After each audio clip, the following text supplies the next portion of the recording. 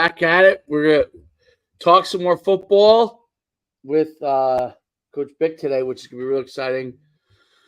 Talk about what's going on as we're really starting to approach like summer camp season, which is, I guess for St. Anselm, it's already begun, and some of the other schools has already begun. But talk more about that. Talk some football recruiting.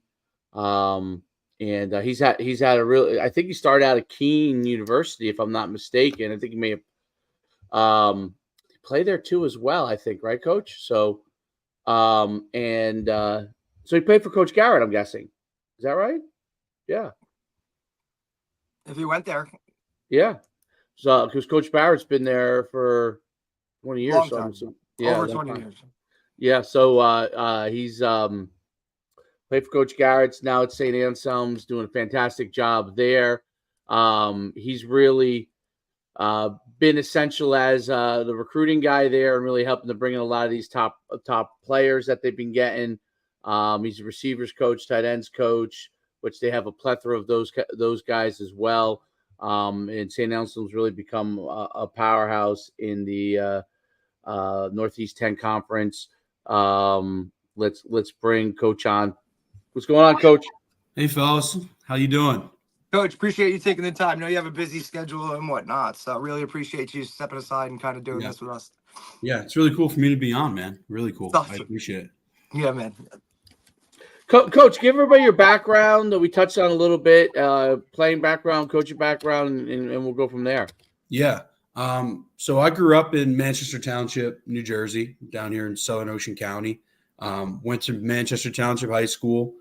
I played my high school ball there for Gerard O'Donnell, who's coaching there still now. Still there, legend. Yeah, man. Good dude. And we had really some awesome, good. Oh, sometimes too much of a good dude. Yeah. We had some awesome assistant coaches there too, like guys like Steve Fence, who's at New Egypt High School coach now. New Egypt, great. Another great dude. Yeah.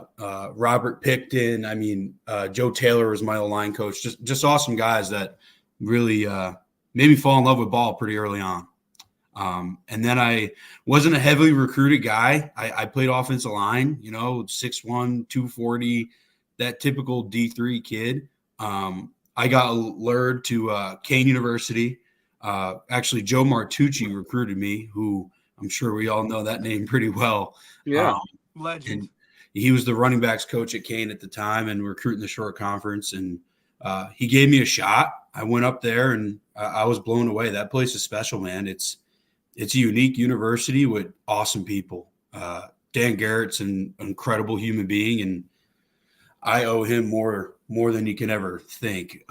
So I got to play for him. I played for him and guys like Dan Garrett, Keith Migliorino, Dave Galante, Matt Kreider, incredible human beings. And then once I finished my playing career, it was, okay, football's really over, huh? Yeah. So it wasn't over for long. I immediately started being a student coach in my undergrad that last spring.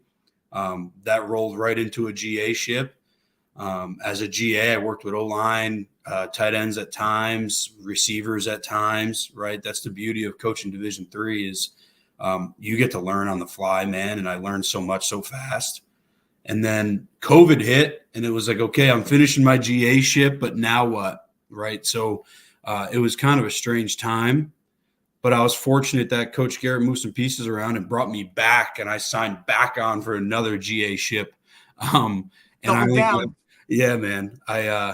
So I rolled it back, went for it again. After one more year of being a GA there, I got the opportunity at St. A's, which is incredible people up here too, man. And I got the opportunity to have a camp, actually. They were running their New Jersey camp. I was there for Kane, working it, coaching, recruiting, and they had an opening and it worked out. And I trusted the people up here, and I'm so grateful I did. So not a long journey, but it's been fun, man. Recruiting coordinator, which you're in that role now. Talk a little bit about a lot of the functions that you have to do at Division II level from a recruiting standpoint, from getting prospects, gathering information on those guys, to setting up camps, those kind of things. Talk about that. Yeah. So A big part of my role as recruiting coordinator is really handling a lot of the events, right? And working in conjunction with the head football coach in terms of where's the staff going, when are they going there, and then when we host on-campus things, what's that going to look like, and taking care of all that. So again, our head coach is a great guy, and we see eye to eye in a lot of things, but we do a lot. And I think something that Coach Brain, Coach Adam, and myself understand is the more you can make your place a brand name, the better off your name recognition is going to be, and the better off your recruitment is going to be. And we go a lot of lengths to try to make that happen, because we do believe in our product here as an academic place. So once people can start putting 2 and 2 together, and they can start seeing St. Anselm around, and then they're going to be like, okay, we know what that place is. Now they're starting to win some games, and then your recruitment can heighten a little bit. But I think we also do a great job of targeting places that, one, we have a niche in, and 2, have really good football. Like New Jersey's huge for us. We're going to have like 38 guys from Jersey on the team this fall. We have 2 guys, myself and Coach Brain, who have connections in the state, 1. But 2, I think we offer a unique D2 product in this state where we're scholarship level football. It's high level football, but it's also a high academic place. And there's a lot of great student athletes in this state looking for that. And other states that we're the same thing is Texas, Florida. Like, those kids are looking for the same thing, right? There's certainly a lack of Division II options in Florida. We've done really well there because of that. And then in Texas, there's a plethora of Division II options, but not really what we offer educationally. So it's those 2 states have been great for us. And then Coach Adam, our head coach, does an amazing job in the DMV area, DC and Maryland, where he identifies our type of student there first, and then the football down there, man. It's made a big difference for us. So having those states nationwide, and then really trying to win our backyard in Massachusetts has been really good for us. And then finding the 3 or 4 guys in our home state of New Hampshire that are good ball players. And there is a few of them every year, and we try to keep them home, man. And Massachusetts, we want to just continue to do well there. We've done well there the past 2 classes. And it's good high-level football, and we're starting to get a pretty good name recognition in that state. So it's kind of getting your arms all around that and being efficient with the budget, right, in terms of when and where you're going, and trying to get as many live evaluations and build as many relationships as possible is what we always try to improve on every year. We do a lot of self-evaluation when it comes to that. Talk about New England, because I think it's really interesting. There's a lot of colleges that play football in New England, but it's never been like a huge hotbed. Massachusetts is probably the best of the New England schools as far as talent-wise. But me and Derek have talked a lot about this, and I'm getting feedback here, but I'm gonna try something in a second. But talk about the prep school situation in New England. What's that like? Because we talked about this, but we're really curious how it all works. The New England prep. There's so many of them. I played ball at UConn. We had a bunch of guys from, like I said, like Maine Central and Thomas More, all these different places, Avon Old Farm. Talk about that from a recruiting standpoint. Yeah, so that is definitely unique to New England. Very much, yeah. And it's definitely starting to gain more and more traction. A lot of times I can see the value in it. So prep school essentially is a 5th year of high school. So you lose no eligibility. You can certainly raise or further raise your GPA while also getting another year of football tape versus really good competition. So there's really good leagues up here in New England that have developed that is really high level ball. I mean, they did their showcases the past 2 days. And I mean, there's guys all the way from FBS to incredibly good defense D3 players at these schools. And a lot of times it's already good academic kids that are now going to this place that's incredibly academically rigorous. So it can make yourself even more valuable for places like us where we're like, okay, well, now this kid's bigger, faster, stronger, is a year older. Now he has good tape on film again. And we know he can handle college-like atmosphere because that's what those places are like, man. Like a lot of time it's boarding school. You're living on your own. You're doing your own laundry. You're taking care of yourself. And it's really like a college schedule. So there's immense value in that for sure. And then New England as a whole, I think it gets better and better. You know, being a Jersey guy, getting up to New England, like, you know, you got a lot of pride. You're like, it's not going to be like Jersey, but there's good football. Connecticut surprises me every year. So does Massachusetts. I recruit Maine and Vermont. Where those states are unique is you don't realize how small they are, but how massive they are.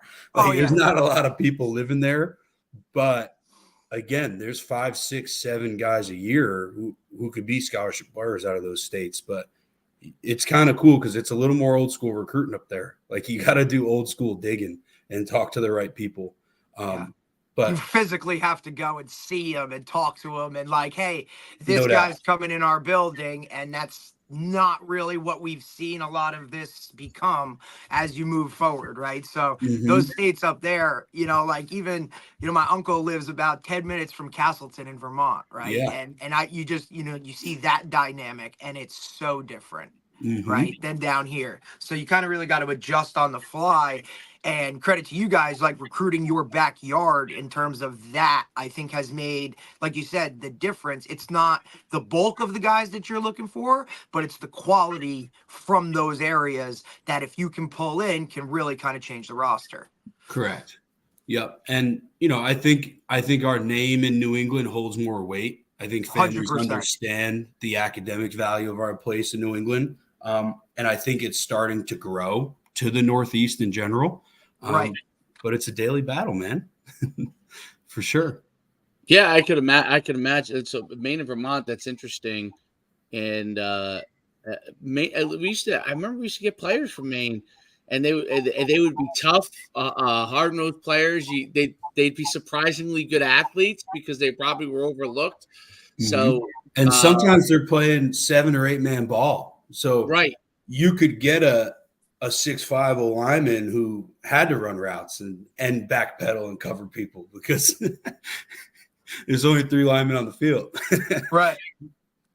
That's so interesting because of the 8-man football that they have there. And then I'm curious what some of those drives are like. If you got to go from like Orono, Maine down to Portland. They'll catch you off guard now. Those are like what 4 or 5 hour drives. I'm assuming. That's really, really interesting.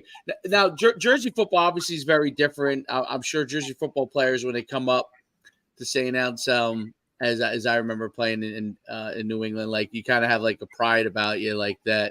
Those other states don't play as good a football as maybe New Jersey. And then obviously Florida guys probably have a pride about themselves if they come up to St. Anselm.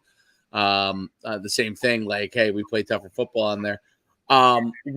What type of atmosphere does players from some of those more powerful football states inject into your program?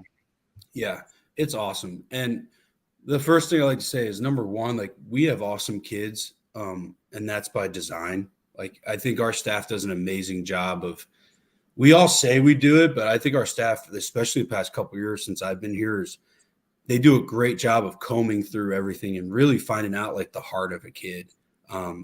And also when you get them on campus and get them around your current players, like that's going to reveal itself. And, you know, if guys spend time with our players, we take their insight, right? What do you think about Johnny? Do you think he fits in here? You know, they ask him the hard questions because that's incredibly important to us. Is that selflessness, right? Like, and that allows you to win games. Like last year, man, like we struggled on offense.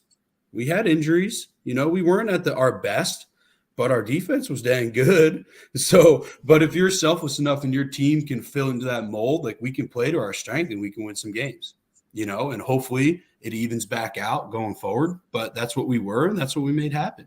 But the number one thing they bring is a competitive edge, man. Like when you're sitting at the dining hall table in preseason camp, night 1 and 2, like there's the arguments going. Texas ball is better than Florida ball. Yeah. Florida ball is better than Jersey ball, right? Like they're going to go back and forth. They're going to talk about who's tougher and what nationally ranked teams they played and all that good stuff. But at the end of the day, I think we do a great job of finding guys from all over the place that are very like-minded. So it's cool to see those relationships build. Like we have a DN from Austin, from Lake Travis in Austin, Texas, right? He's best friends with a kid from Portsmouth, New Hampshire. Like Right. those things are cool to get at our place because we get to recruit pretty nationally. So That's because they both like fishing and hunting, and you know what I mean. Lake Travis right out there on the lake, and Maine, they're definitely hunting up there. No doubt about it. That's cool though. That's a great thing. They find commonality. And I think that's something too that, like, you know, you're starting to see with the transfer portal and that type of stuff. Like, you're seeing those relationships not really, you know, come to fruition, or they don't really develop like they used to at certain situations, because guys all, you know, everybody's trying to get to that next level or that bigger spot. Whereas, you know, you have a place that like St. Anne's where guys can come in, like-minded guys, maybe not from the same area geographically, but like-minded in the fact that, hey man, we're here for a reason, and it's not really just football. That's a big piece of it. But I'm trying to set myself up for the next 40 as well. And I think you guys have done a great job, you know, just looking at the kids that you've taken to really kind of keep those kids together and preach that, and then have them all buy into it, which has now led to your success on the field. Yeah, certainly. And I think you hit it on the head. Like we generally get focused kids in general, like in every part of their life. Like, yeah, they're football guys, but they also have a plan for their career. Like they know they want to come to St. A's. They know by junior year they want this internship. They know by senior year they want to be getting paid for this internship. And then they know when they graduate they want to work there. Like 100%. We get those type of guys. And those, to be honest, are usually our best players. Like if you look at most of our best players, there are 3-5+ kids in the classroom, which at our place is not easy to do, right? Correct. And that's because they have great habits, man, and they're focused. And I think we're at a powerful place where when your best players are generally your hardest workers and have great habits, that's a powerful transformational place, because now all those young guys are watching how it happens and how to do it. You know, and as coaches, now all you got to do is steer them and continue to point out those guys. So those young guys are like, okay, if I want to be him, I got to take care of this and do this and put in extra and sleep and eat right and study 1,000,000 times a day, because that's what our good ones do, man. So, yeah, it's unique, but that's what makes it a fun place to coach too. Absolutely. With the wide receiver position, well, wide receivers, you're coaching both wide receivers and tight ends, right? Yes, sir. Slightly different guys, although obviously they're used in tight ends are used in the wide receiver capacity much more, obviously now. So talk about you know like when you're recruiting those kind of players, especially wide receivers, and you're going through the recruiting process, and those guys a lot of times have been the stars where they were, and they're going D2. But maybe they feel like, you know, they could have been like, because if you're going to St. Anselm, you're pretty close to the next level, right? So, but there are things maybe either that maybe you're missing, or how do you work with today's kind of world with the transfer portal? How do you continue to develop those kids, help them understand what their expectations are on the team, and at the same time manage them right? Because the hardest thing at your level is you're bringing in some really outstanding athletes, and you don't know if they're thinking, okay, I'm here, you know, to try to be a star and move on, and you're in the process of developing those guys. How do you kind of manage all that in a room? And is that even a thing? I mean, I'm bringing that up. I don't know if it's a thing. Yep. I think it's a thing everywhere, number one, especially in a receiver room. Right. At my place, I don't think it's as bad as many, and I learned this early on from guys like Coach Garrett and Dave Galante. Like the best thing you could do with a kid is just tell him exactly what it is, man, and just let him know exactly where he stands and why he's standing there and what he can do to improve his standing, right? And I've never had a bad result happen from treating it that way. Now, certainly it's not going to be what they want to hear, But at least they understand, well, okay, it'll make more sense to them than when you try to sugarcoat it and come up with every other reason why, when it's coming down to one thing, right? And a lot of times, not everybody could be the best player on the field, and not every player is going to catch every football, and not every play is going to be designed to get the ball to every kid. But again, I think it comes back to that recruiting process and building a genuine relationship and really finding out what makes a kid tick. Like, when I think about the receivers we signed since we've been here, every one of them probably played both sides of the ball. Every one of them on tape showed them playing defense, running downfield, destroying blocks, making plays, and every one of them on tape showed them blocking people. Because, hey, man, I'm an O-line guy. I'm probably the biggest receiver coach in the country. Right? I want smart, fast, tough kids that are going to play physical, because that's how we make a difference on the perimeter in our offense. I mean, if we're blocking in the run game and in the screen game to spring big plays, that's how we're going to get a chance to have the space to make plays in the pass game. And that's something I constantly hammer with my guys. Like, we end every meeting with perimeter block tape. Like, they might not even notice it, but the last clip in every meeting is us blocking people well. And because I just want that subliminally to be the last thing they're thinking about when they hit the field. Because at the end of the day, football, I think, is becoming more individualized as we progress, right? Especially at the highest level in the NFL. They're trying to create the NBA out of the NFL. But at the end of the game, like, it's cliche, but it's true. It's an absolute team sport. And some of the best receivers that have played for me were last on the reception chart. But they made all the little plays that nobody talks about. So I think having that philosophy when you're talking with them and not sacrificing that because he's a good player in the recruiting process, right? Like, don't promise things you can't give. Like, I can't promise a receiver he's going to touch the ball every play or even 10 times a game. Right. And I think if you promise those things in the recruiting process, it's going to diminish you a little bit. Right. Now you can tell them the opportunity that's there and the role that they have a possibility to fill. But I think you have to be very careful when you start talking about production and where you see them fit in and all that. But if you keep it about the team, then you'll find those guys that want to be about the team, and then you got a shot to win, in my opinion. Yeah, and I think that when you have, like, obviously when they come into your program, it's you're seeing them every day. It's easier to evaluate how they're doing things. The hard thing with especially receiver, tight end, you can, size is a big deal as much as athleticism, but size is really a big indicator for if he's a guy that you think you might want. But wide receiver, they run the gamut, especially now. Like, you got slots that are smaller, you have outside guys that may be bigger, and you have everything in between. When you go to camp, how I always wonder this, because it seems to me to be a daunting task. Yeah. Take away the guy that runs a 4.4, right? Take away a guy that is walked in the room and he's 6'3". I know you're going to look at those guys right away. That makes the perfect sense.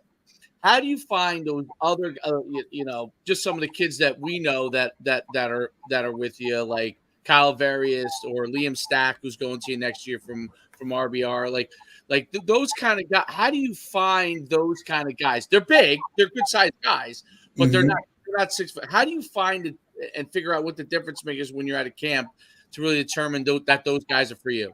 Yeah. A big thing I always look for in camp is acceleration and deceleration and how smooth that is, right? Because, I mean, one of my better slot receivers is probably not nearly in the top 5 on the team in speed, but he can start and stop in a phone booth, right? Right. And that's going to create separation. And if you're a big person that has really fluid hips and deceleration, same picture. Again, I didn't play the position, so I tried to learn it as I went and from people that did. And so I think that's a big benefit when you're coaching a position you didn't play, because you have no preconceived notion, right? So you look at this position globally, it's how fast can you run forward and how fast can you stop and how efficient you can do it. So when I'm watching guys in camp, that's all I'm watching. And a lot of times you can see it in stretch lines. You can see it, you could see it in those cone drills a lot of guys are going to do in camp, but you could see it even in routes on air. Like I could see it in a hitch route a lot of the time. Like, are you pushing that thing to 7 and stopping and attacking the football, or are you drifting into 5, right? And those guys are huge. And I think also in receiver, what you can see is a lot of practice is on air, especially in camps. So how deliberate all those guys, right?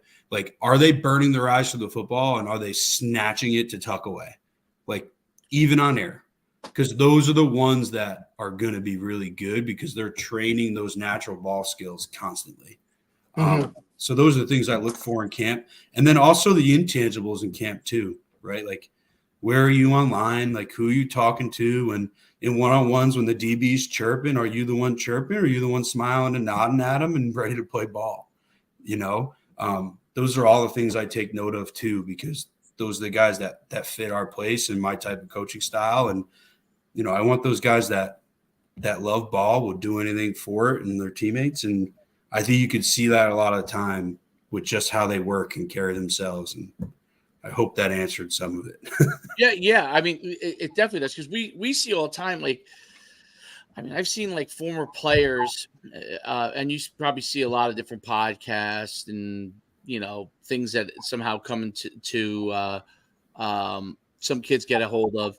And I hear guys like, oh, when you go to a camp, you know, cut people in line so you can get more reps. I'm like, no, the coach is going to notice that you're being an ass. You're doing that. Ass. You're being an ass, right? There's a way to move yourself to the front without being an ass, right? And when I see guys say that, I'm like, no, you're just totally giving the kid advice to paint himself as an ass, and he's now not going to. Now the coach is looking at him like, okay, maybe he's a good player, but like, is he like someone that doesn't know how to conduct himself, right? And so, and then I see like, guys talk about like, oh, you need to spend all this time trying to talk to the coach, and I'm like, that's probably not a good move. Introduce yourself, absolutely, right? Right. Let your play, like, you know. Let your play stand out and let your performance stand out. Make sure they're aware that you're coming to the camp in the first place. That's a good thing, okay, because they'll know you're coming. But once you're there, let your play stand out and make that the standout thing, and do those reps over and over again. Make sure you get ample reps. You know, you could be assertive. But I see so many. What are things that you think kids come to camp? They're coming to your camp. What can they do? The other thing that drives me nuts, wear neon shoes. Like, now you go wear neon shoes and you get beat on a rep, even if you are good, right? Now everybody's really going to know who we're you all are. paying attention to you when you get beat too, right? So not just when you have your good rep. I think that stuff's so funny. It is funny to me. Talk about what you, as a coach who actually recruits players and actually offers money to players, what are some of the things that you want to see at a camp? Yeah. And I think something that immediately stands guys apart immediately for me is like, do they have just a sense of urgency about themselves? And it's a focused, controlled sense of urgency. But like you're talking about, like, all right, instead of cutting the line, maybe he looks 2 lines over and that line's 3 less people. Right. Have he some jogs awareness, over, right? stands in the back of lines ready to go. Because all right, who's out there early? Whose stuff's tied up already? Who's stretching themselves out before we even start? Right? Like that little stuff, because in my opinion, those guys who have that sense of urgency are the ones that are going to be the good ones, man, because that's how they're going to act when they're on the practice field too.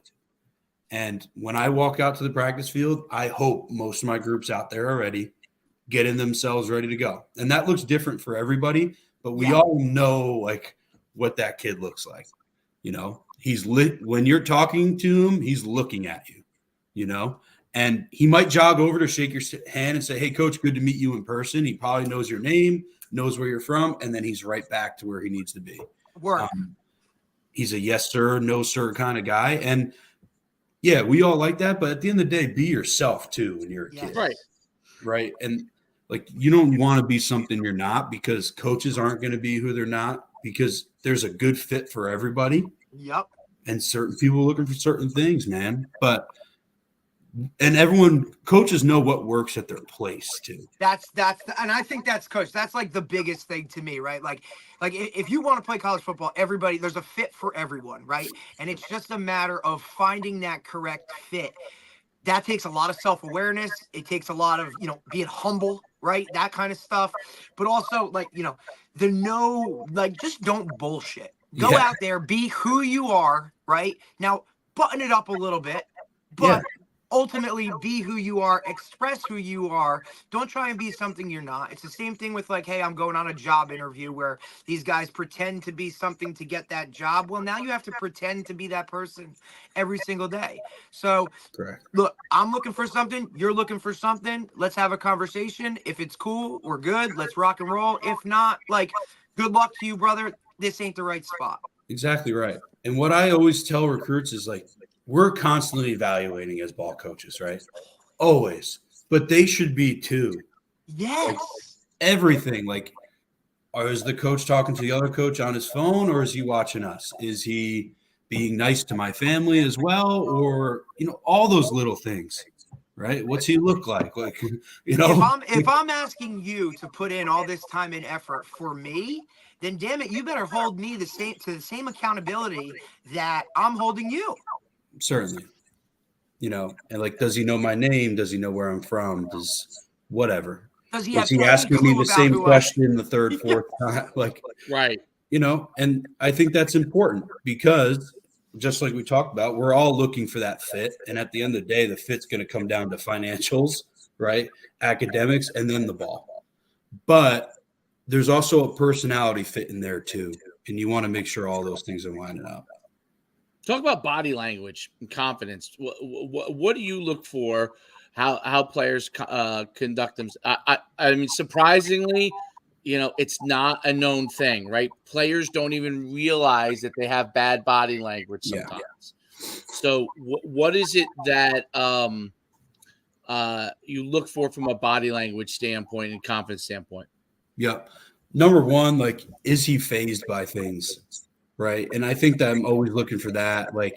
When he gets a coaching point, maybe he doesn't is he a palms up guy, or is he just moving on with his life? Okay. Or maybe the DB's chirping at him in ones-on-ones and he's getting hold and thrown. How's he respond to that? Is he going back at the kid, or is he just smiling, nodding? Right. So, is he fazed by little adversities is something you could see immediately. Right. If the line's long, is he twirling his hair in the back, or is he watching the guy in front of him? Is he mirroring the movement in his own space so he can be ready to take the drill on? Those things I think are important. And then the other thing is he having fun? I want guys that are having fun, man. Because football's supposed to be fun, and we all love it. And if you're going to play it in college, you better really love it. So. Those are the things I'm looking for. Are you being fazed by little adversities, and are you having fun? And I think you can see that in body language really easily. Right. And I think it's something that you see too, there's a line between competitiveness and bad body language, right? You get beat on a rep, no one's upset that you're upset, right? We want to see that you're upset about it a little bit. But we don't want you carrying on, right? We don't want you to you're upset. You might punch the air for a second, and then you moved on. All right, I know this kid's competitive. Let's see how he does the next rep. Does this next rep get better because he's a competitor, or does he get worse because he's in his own head? Right? What is the way that this athlete learns to how he's going to compete? Because that tells you how he's going to be when you get him for yourself, right? Because otherwise that becomes something that you have to coach all the time, which I think it has to be at the college level. Although at your level, you're going to have some guys that maybe this guy's an outstanding athlete. You know what? If we could get him a little more in the right direction, it's worth it. This is a D1 talent. Maybe mentality is D3, and maybe he mixes in our world for now. And see if we can get him. And then he's just so talented. Let's try it, right? And then there's some guys that are hey, this guy's an FCS talent, FCS demeanor, everything's good. We got to get this guy. We know we don't have to ever worry about this guy, right? Yep. Talk about from a recruiting standpoint, how you manage the different personalities in a room, and how you figure out, okay, this guy needs this guy, I mean, I remember as a player, you have the academic advisors, and I would go into my academic advisor for football, and I'd go in there, and she'd be like, I'd be sitting there for 5 minutes, and she'd be like, "What are you doing here?" And I'd be like, everybody hangs out in here. She's like, "You don't need to be here. You're a good student. Why are you here? Yeah. You don't need to be here. I want to work with these guys. Now, if you want to talk to me about something else in life, great. Let's do that. But how do you work with the different types of players to figure out what they each need?" Yeah. And I think Coach Adam has a great line that I've really taken and run with. It's, okay, you can't force a horse to drink, right? But how do you make them thirsty, right? So, like, you got to find what makes these kids tick. Some guys are big affirmation guys, right? When they do good, they need to know you've seen it, and you need to be telling them, right? And some guys are more like old school ball coaching, where they're like, okay, only tell me when I'm wrong, tell me how to get better. And then there's some guys that ride that line. I think something we do here that helps us with that is we do weekly academic meetings with your position coach year round. So, like you just said, I have a ton of guys that are great students, right, at St. Anselm College. But it still buys me 15 minutes of one-on-one time with my guys a week. And you never know where that conversation goes, because we do forget they're 18 to 22 years old. And we do forget that, their girl sent them a text message last night that's still bothering them, and that could affect their play. Like, it could be something that little. So I think those one-on-one times is crucial. And there's going to be guys that are quiet, that throw up the brick walls. And then when you have those guys, you need to continue to just keep chipping away at the wall, man. You're going to find something that opens them up.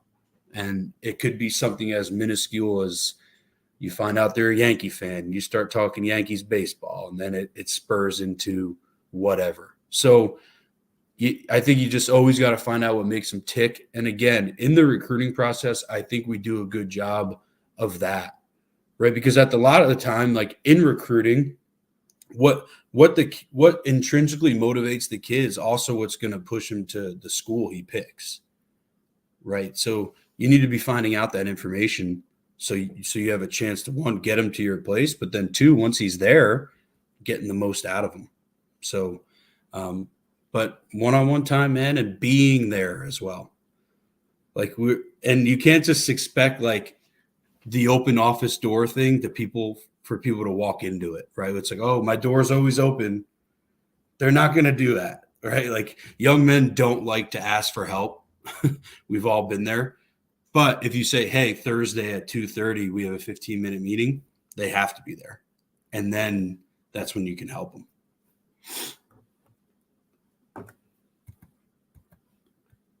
Sorry, Coach, I can't hear you.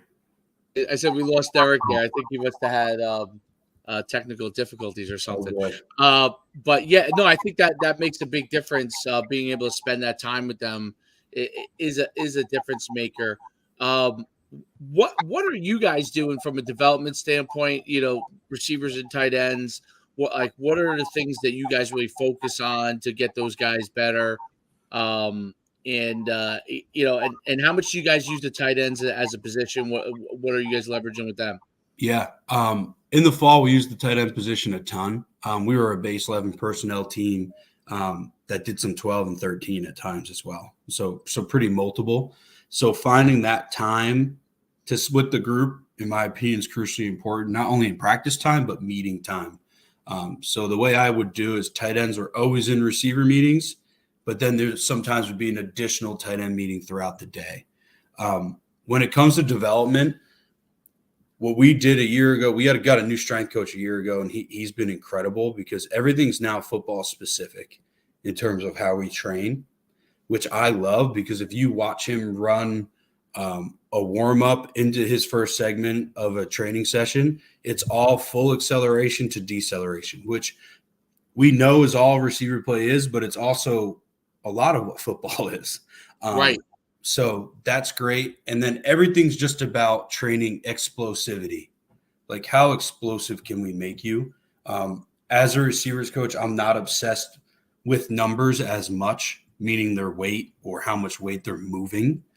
But I certainly keep that into account in how they're progressing and how powerful they really are, right? You know, like I have some little slot receivers that seem really small, but they're lifting, you know, almost 2 times their body weight in most main lifts.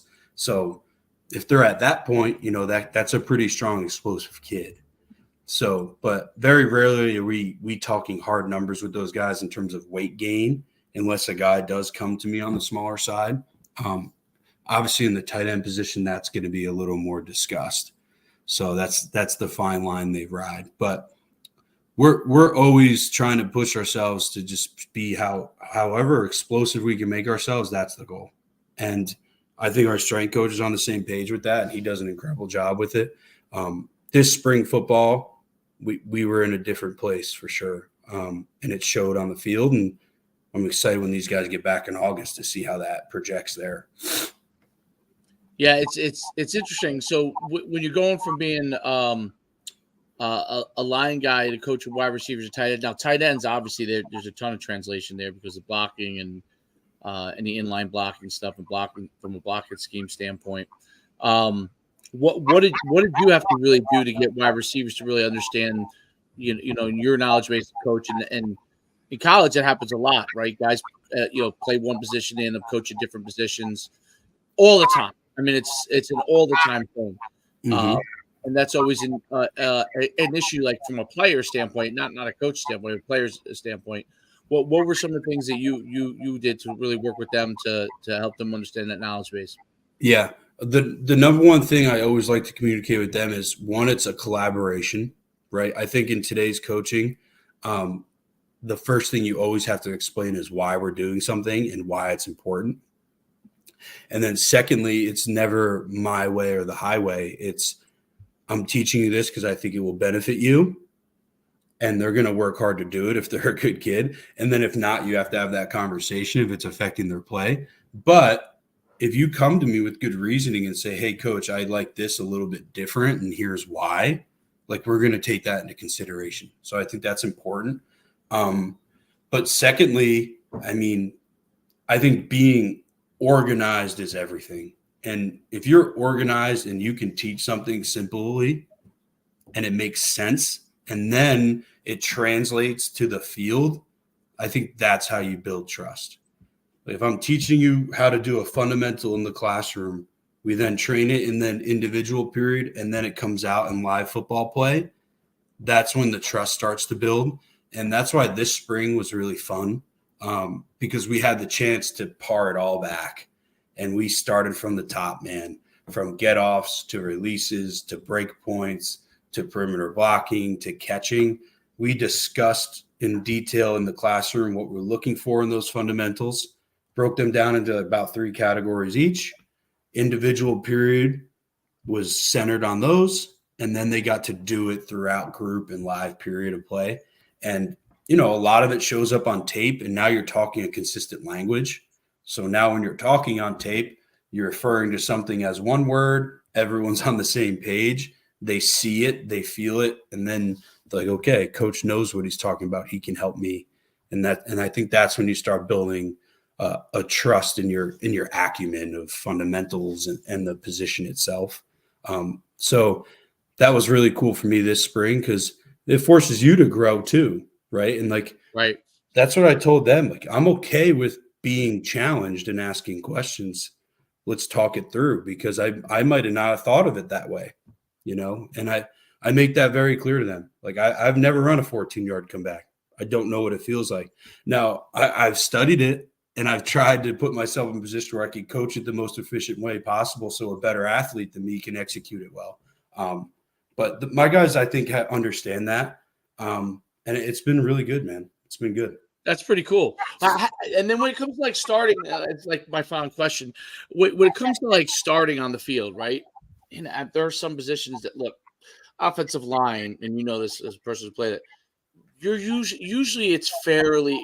I'm not saying it's always clear cut, but it's fairly clear cut. because there's not as many guys that are good at it. And the guys that are good at it really show the differentiation a lot of times, whether it's maturity, whether it's size, whether it's just their physicality. Wide receiver, there's lots of guys that do different things. I always thought that was even in college, like, this kid's really good, but so is this guy, right? And like, this guy does this well. How do you go and figure out your evaluation process to figure out which guy goes on the field most, or is your starter, or that kind of thing? Yep. And I think that starts in the springtime, because in the springtime, we have rotation chart. Like, there's a first group, a second group, but it's not a depth chart. So reps are equal. I mean, reps are equal from slot number 1 to slot number 4. And everything's pretty base. You're toying with some new schemes. So everyone's getting equal to similar reps.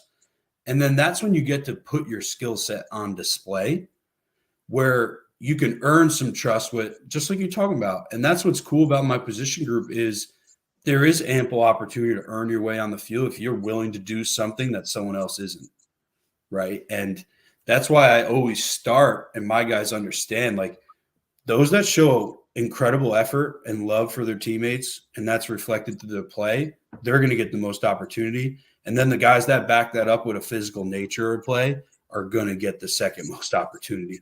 So if you can get them striving to put those two things on film, then you get to see their full skill set in terms of, because let's face it, the hardest thing to do is coach a guy with the ball in his hands, right? And some dudes have a knack for that. Some guys don't. So, those guys that are electric with the ball, like, we're going to find ways to get it to them if they consistently earn that opportunity. So personnel packages are huge. I think our offensive coordinator, Coach Ferguson, has done an incredible job with that. And while keeping it simple, not adding new scheme, but just saying, hey, if we put this guy in this position, it could change this whole thing. And I think our guys are starting to think that way as well, right? Where we can have slot receivers in the backfield and do certain things, or we can have bigger receivers in condensed formations to give us different surfaces and things like that. So I think it's just an extra motivator. But yes, it certainly makes it tougher. And the biggest thing I think players need to avoid is comparing themselves to others, and especially in my position group, like, when you're the 5'9" slot that can run, you can't compare yourself to the 6'2" receiver on the outside who's playing physical as hell, right? Like, you just compete with yourself daily, and then we'll be in good shape, and trust the staff to put you in the right position. And when it doesn't feel like that, have a conversation, and we'll tell you exactly why. And I think if you can follow that process, then you have a lot of happy players, one, and then happy guys play for each other and you, and then you got a shot. Yeah, I think it's a communication thing, right? It becomes you have to college coaches more than ever have to be exceptional communicators, and much more so than old school coaches maybe in the 90s or 80s, where this is how I wanted you to do it. You either did it that way or didn't get on the field, right? You have to communicate because there's so many different personalities, and it's not just where they come from, but it has to do with all the different things pulling them in different directions. And being able to communicate is such a huge thing. I mean, you talked about the meeting you're having with the players each week. I mean, that's an enormous thing. What kind of support? So D2, I think that's the hardest thing versus the bigger levels. There's endless support staff. What kind of support do you guys have? So you get a player, something you can't solve. What do you guys go and do from there? Yeah, to be honest with you, as an assistant coach in our program, it's immediately going to my head coach, right? If I have something that I can't handle my own, I go to him, and then he'll communicate with the greater campus community to get it solved. And what Coach Adams done is he's done a great job on our campus of building real relationships with those resources, whether it's the mental health center or even little things like housing and the registrar and things like that, where players can trust him to help them get through that issue. So that's been good for us. And, our head coach quite literally will drop anything for his players. And I think that's something as a coaching staff that's incredibly important that we all do, is that we understand we have jobs because of them, right? Like if they weren't there, we wouldn't be there. So I think our staff does a good job of understanding that. And then the next thing our staff does an incredible job with is it feels like we have a big support staff and a big staff, because like at our place, the DB coach knows all my receivers' names and knows something about them and probably recruited half of them, right? I know the D-line's names and who they are and where they're from and what's important to them, right? And, you know, having relationships just outside your position group that sway sides of the ball, you know, it just enhances that atmosphere. And I think that's something our staff has done an incredibly good job at, just because they're good people. And yeah, I think that's a big deal. I was curious. That's so interesting. So it goes right to the head coach, and then you guys solve things from there. That's a great resource to always have a great head coach, and that you guys have that, and you only continue to evolve. I can't thank you enough for coming on. I don't know what happened to Derek. All good. I scared him off, man. I saw there was an image that where he was like this, and he was stuck there. And I said, oh, is there something wrong? And then I realized that his thing was stuck, and then he was gone, and then he never came back on. But listen, it was great. I mean, you gave a bunch of great information, and really the information on camps or recruiting is so invaluable, because players, they get information from so many sources that, like, you know, there's not tricks to it. There's being yourself. There's doing the best you can, and finding a way to get coaches to notice you doing it the right way, right? And I think that's and ultimately that gets you where you want to be anyway. Because then you're not in the transfer portal, right? Then you're not transferring because you sold something to a coach that he didn't really want, and he sold something to you that he didn't really want.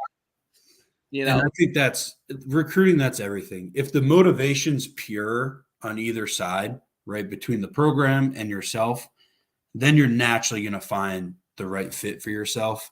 And I think it gets convoluted because it feels like it starts earlier and earlier every year, but the decisions are still being made at the same time. Like everybody has time. I think you need to take a deep breath. And if you're one of those big time players, like we all wished and hoped we were, it's going to be obvious to you, and you're going to have all that sorted out well before your senior fall. And if you're not, just enjoy high school football, because it's a one-time thing. You will miss it, and stop trying to get to the next thing without just succeeding where you're at, because even at FCS level, like a good senior season can change a lot of things for you.